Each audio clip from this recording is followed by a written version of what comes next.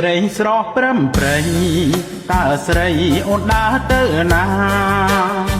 អ្នកស្រីស្រស់ព្រំប្រៃតើស្រីអូនដើរទៅណា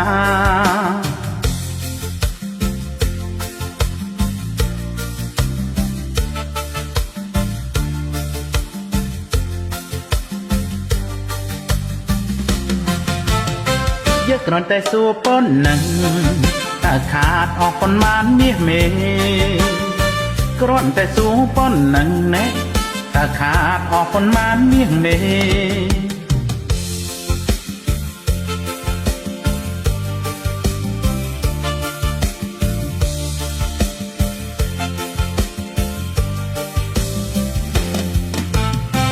ជាជាស្រីស្រុកស្រែ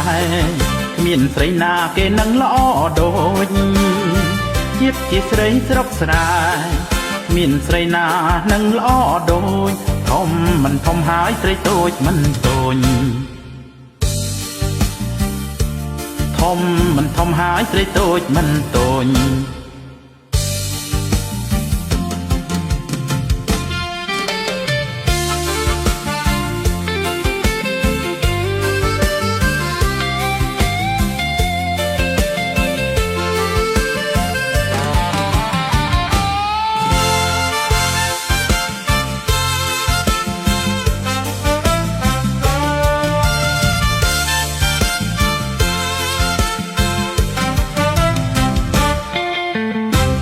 ស្រីស្រស់ព្រំប្រៃ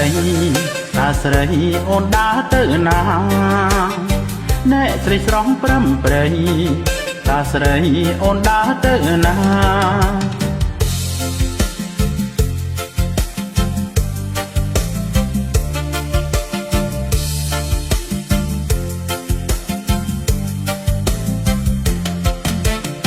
យកគ្រាន់តែសួរប៉ុណ្ណឹងតើខាតអស់ប៉ុន្មានមាសមេគ្រាន់តែសួរប៉ុណ្ណឹងតើខាតអស់ប៉ុន្មានមាសមេ